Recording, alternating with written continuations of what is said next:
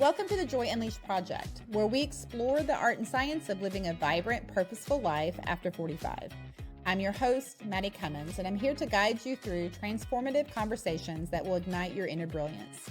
In each episode, we'll dive deep into the transformation framework, sharing powerful stories, expert insights, and practical strategies that help dynamic women, just like you, embrace this exciting chapter of life. Whether you're navigating a teenager at home, an empty nest, caring for aging parents, or all of the above, or you're simply ready to prioritize your own joy, you're in the right place. Get ready to unlock new possibilities, build meaningful connections, and create the vibrant future you deserve.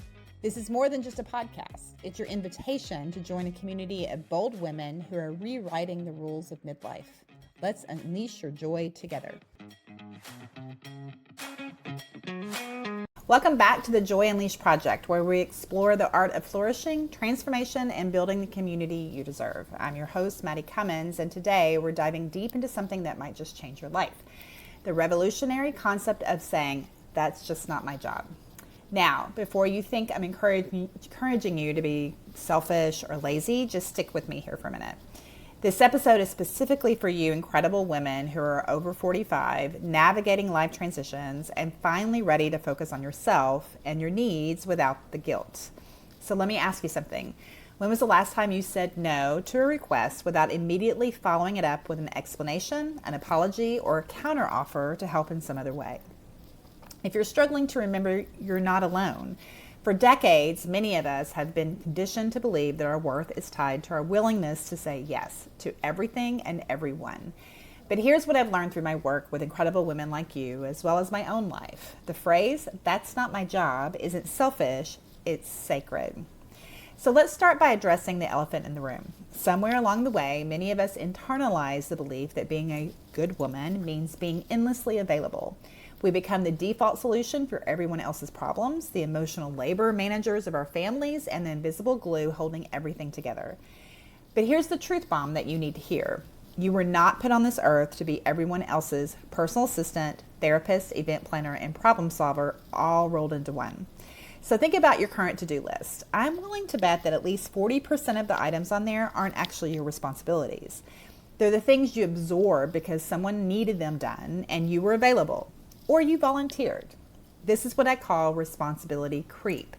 It happens gradually. First, you help out during a crisis, then it becomes expected, then it becomes just what you do. Before you know it, you're drowning in tasks that were never yours to begin with.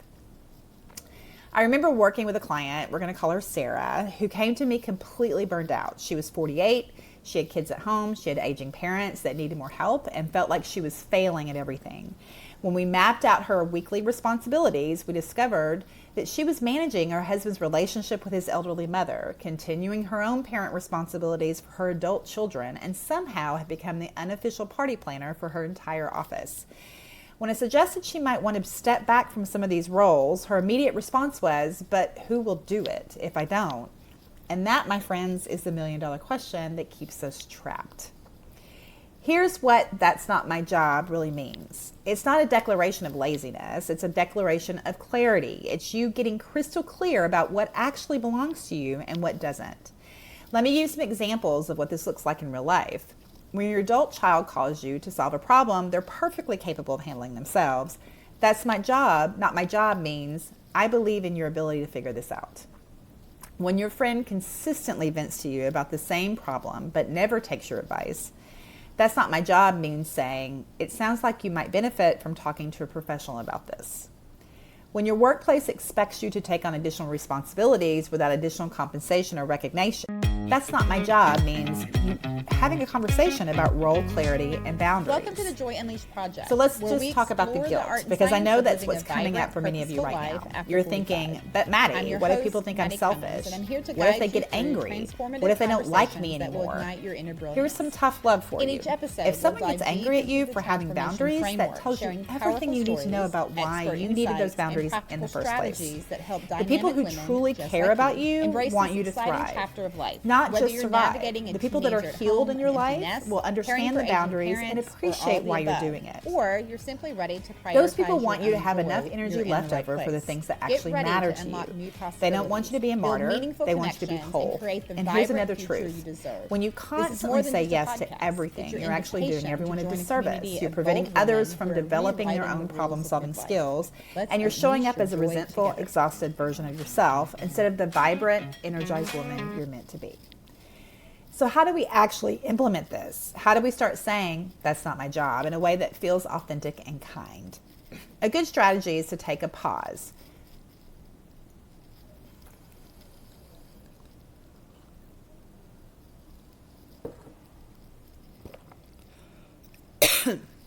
Before automatically saying yes to any request, give yourself permission to pause. Say, let me check my schedule and get back to you. This gives you time to really consider whether this request aligns with your priorities and your energy.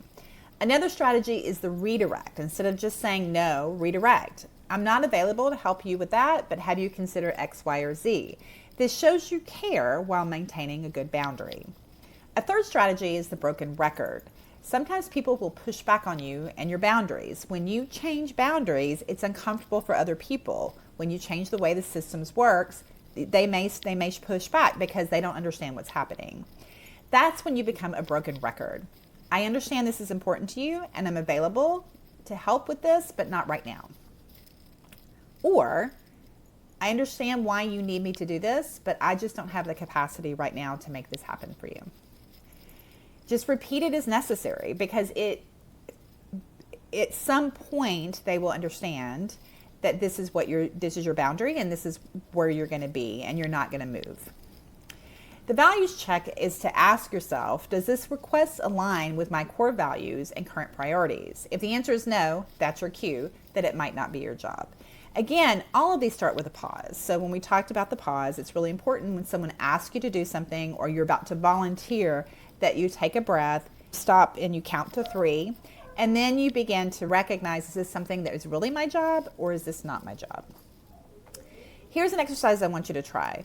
Write your own job description for your life, not your work life, your whole life. What are the roles you've consciously chosen? What are the responsibilities that truly belong to you? For example, your job description might include being a loving and supportive parent, but not solving every problem for your adult children. Being a caring friend, but not being everyone's unpaid therapist. Being a valuable employee, but not taking on work that's outside your role without proper compensation. Being a contributing community member, but not saying yes to every single volunteer opportunity. Once you have this clarity, it becomes so much easier to identify what's not your job. Here's what's beautiful about embracing that statement and that question, is this my job? It creates a ripple effect of positive change. When you stop over-functioning, others get the opportunity to step in. When you stop being the default solution, creative alternatives emerge. When you stop saying yes to everything, your yeses become more meaningful and impactful. So when we talked about Sarah earlier, my client I mentioned, 6 months after we worked together, she told me that stepping back from all those responsibilities she absorbed didn't create the chaos she'd feared. Instead, her husband developed a better relationship with his mother, her adult children became more independent, and her office found more sustainable ways to handle the event planning. Most importantly, Sarah had energy for her own goals, her own dreams, her own life. So here's your chance to say, that's not my job.